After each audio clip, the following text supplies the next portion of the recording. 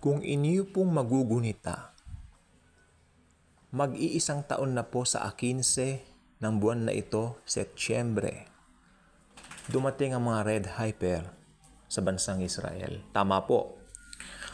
At sabay ng pag-usbong ng isang kilalang tao, or should I say, ng isang ordinaryong tao na naging kilalang tao, naging prominente, naging popular, makat sa prominence, na ang pangalan ay Rab Shlomo Yehuda, aka Dayanuka o Dayanuka.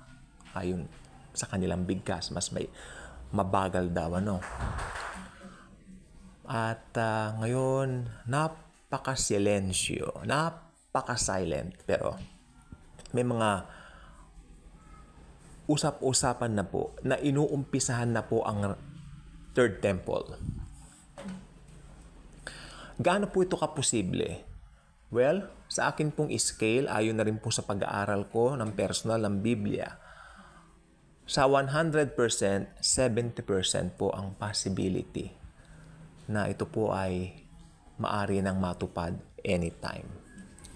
Ako po, napakaingat ko po sa pagsasalita or pag-share, especially may kinalaman po sa end times. Hindi ko po basta-basta pwedeng sabihin yan dahil ito po ay napakaselan pong bagay.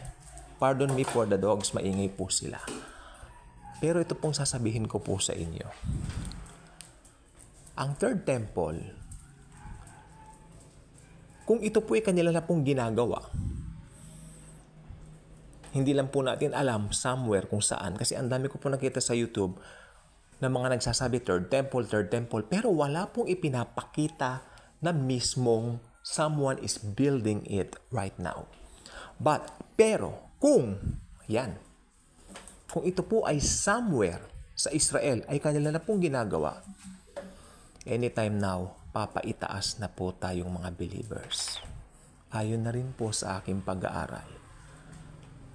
Hindi ko po nasaksihan nung other night, pero yung blue moon, yan po ay may kinalaman din tungkol po dito.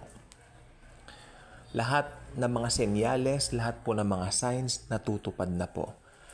Uulitin ko, hindi po ko yung tipong, magra-rapture na, maggaganon, napakaingat ko po diyan. Pero kapag nakita ko po may hint, especially yung blue moon nung the other night, there's something really going on.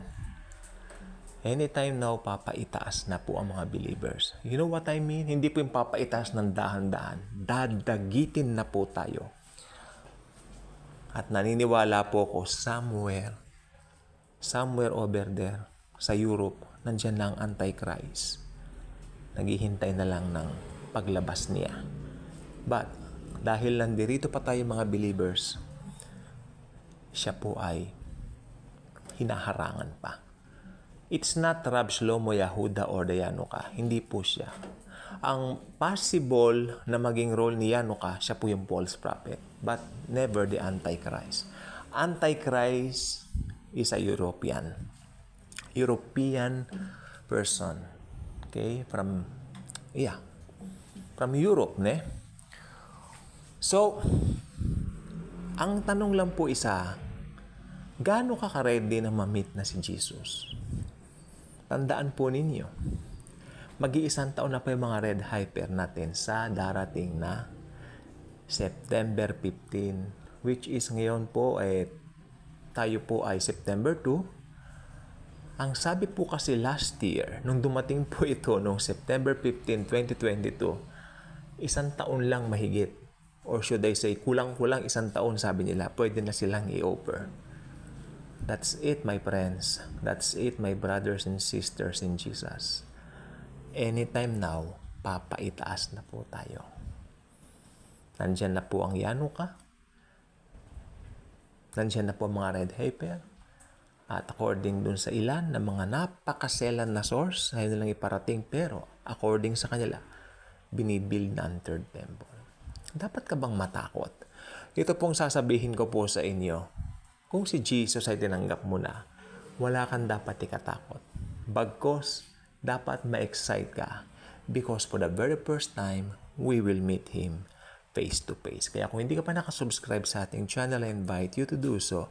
Click the notification bell, share the wonderful grace and love of Jesus and ang napipinto niyang rapture para sa atin at ang kanyang second coming para sa buong mundo.